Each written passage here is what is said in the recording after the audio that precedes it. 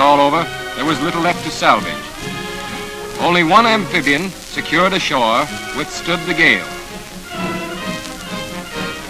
A few days later, amphibians arrived to replace the PBYs that were lost. This disaster will not occur again.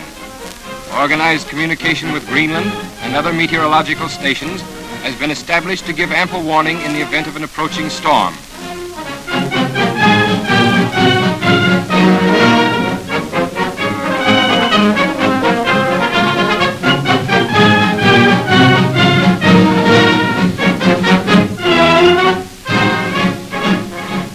Kvalfjord, a sheltered retreat for all men of war of the Allied nations.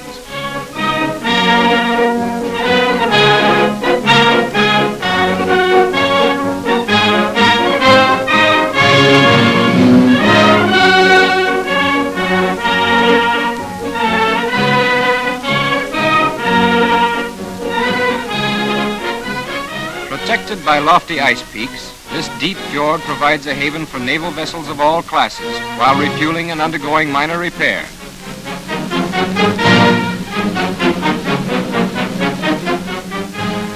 The submarine and torpedo nets guard the entrance to the narrow mouth of the fjord. There is considerable controversy among authorities as to the wisdom of concentrating many warships here. It is argued that apart from being an easy target, it would be a difficult place to evacuate in an emergency. The USS Carney, after being torpedoed, made for Kvalfjord and was patched up by the Navy's Vulcan before returning to a Boston dry dock.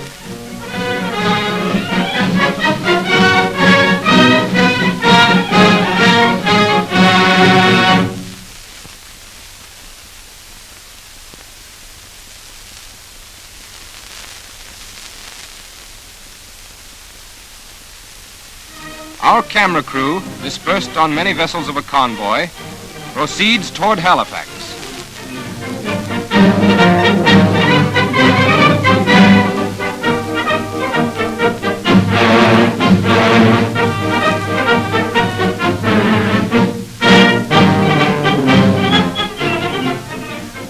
A PBY patrol plane operating from Iceland warns that an enemy submarine has been sighted in the vicinity. An alert is given. All hands to battle stations.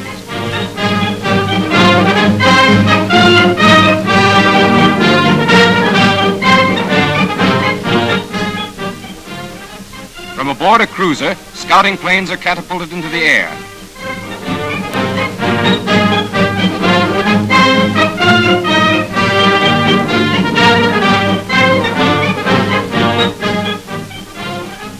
A destroyer, taking direction from the scouting planes, drops its deadly ash cans and hits its mark. The signal to cease fire.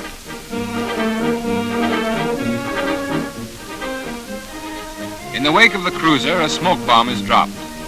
This indicates the direction of the wind and assists the scouting plane in landing in the turbulent waters.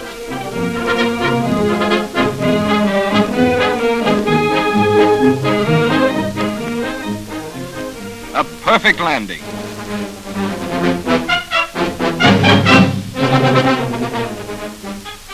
Note how the pilot drops the hook in the tow net.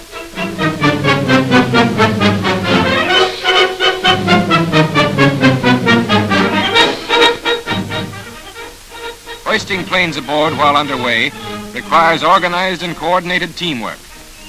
This crew seems to know its business. The convoy reforms and proceeds on its zigzag course.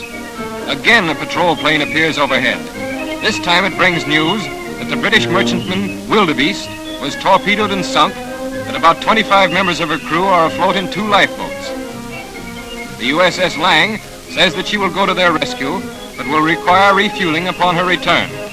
The tanker Sapelo agrees to stand by to supply the fuel.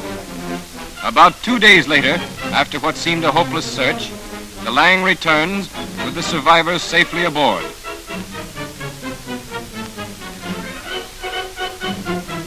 The refueling operations begin. A ticklish job when done under favorable sea conditions. This was particularly difficult because both vessels had to keep moving. These waters are sub-infested.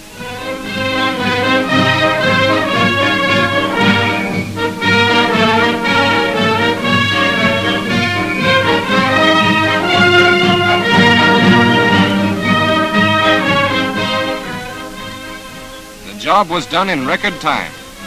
37,000 gallons of fuel oil for a crate of canned pineapple.